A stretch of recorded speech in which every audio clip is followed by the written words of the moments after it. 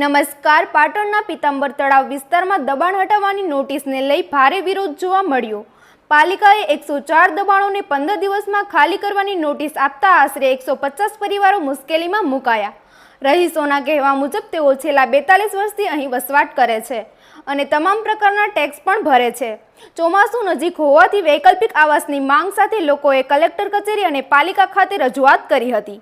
બીજી તરફ પાલિકા તંત્રનું કહેવું છે કે પીતાંબર તળાવ વરસાદી પાણીના નિકાલ માટે મહત્વપૂર્ણ છે અને સુપ્રીમ કોર્ટની ગાઈડલાઈન મુજબ દબાણ દૂર કરવું જરૂરી છે. હવે આ મુદ્દે તંત્ર અને રહીશો આમને સામને આવી ગયા છે.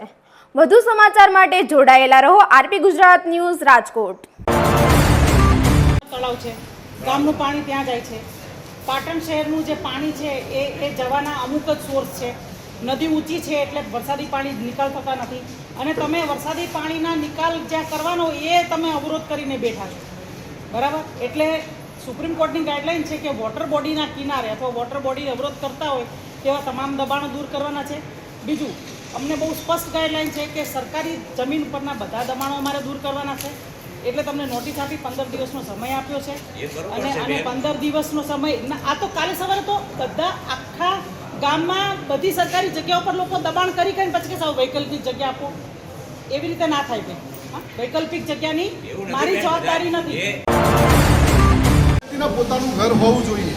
તો આજે વર્ષોથી 80-90 વર્ષથી જે લોકો નગરપાલિકાના ટેક્સ ભરતા હોય, ટેક્સ ભરી અને એમના ગુજરાન ચલાવતા હોય તો બી નગરપાલિકાનો ટેક્સ ટાઈમ ટુ ટાઈમ ભરી દેતા હોય, ઘરવેરા ભરતા હોય, તો આજે 15 દિવસમાં તમારે તમારું મકાન ખાલી કરી દેવું એવી નોટિસ આપી અને નગરપાલિકા સરકાર જે ચલવી રહી હોય કે ભાઈ ગરીબ લોકો હોય તો એમના ઘરનું ઘર હોય તો એમના ઘર વિહોણા કરવા જઈ રહ્યા પાટણ નગરપાલિકા એવું કેમ સમજવા તૈયાર નહીં કે આ જે લોકો જે શ્રમિક લોકો અહીં રહે છે એ લોકોના ઘરના પોતાના ઘર નહીં ત્યારે સરકારી જગ્યામાં એમને મકાન બનાવેલા, તો નગરપાલિકા એવી કોઈ વ્યવસ્થા કેમ કરતી નથી કે આ લોકોને જે મકાન છીનવી રહ્યા એના વતીના કોઈ પ્લોટ આપી અને આવાસના મકાનો બની આપવા જેથી એમના પોતાના ઘર બની શકે. એની જગ્યાએ સખત વિરોધ કરવા અને સરકારો એવું કહેવા માગે કે આ લોકોના જે ટોળા કરતા હોય એ લોકોના ખેતરોમાં રાખો, તો આ નગરપાલિકાની ના સરકારની જવાબદારી શું આવે?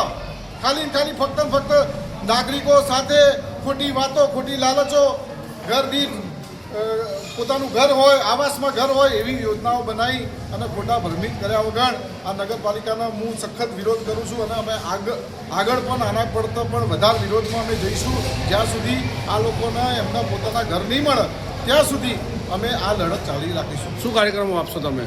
અમે અમારા જે સમાજના આગેવાનો હશે, જે અમારા સાથેના પક્ષ સાથે સંકળાયેલા લોકો, જે ધારાસભ્ય હોય, મંત્રીઓ હોય કે જે વિપક્ષ સાથે સંકળાયેલા હોય, એવા ધારાસભ્યો હોય, એવા કોર્પોરેટરો હોય, એવા તાલુકા પંચાયત, જિલ્લા પંચાયત, એવા આગેવાનોને અમે ભેગા કરીશું આજ સાંજે અને એ લોકોને અમે એક રજૂઆત કરશું. તમે તમારા લેટર પેડ ઉપર નગરપાલિકામાં એક રજૂઆત કરો કે જે લોકોના ઘર તમે પાડવાની નોટિસ ટૂંકા સમયની આપી કહો તો એ સમય મર્યાદા વધારી આપો, કહો તો એમની કોઈ વિકલ્પિક વ્યવસ્થા તમે કરી આપો.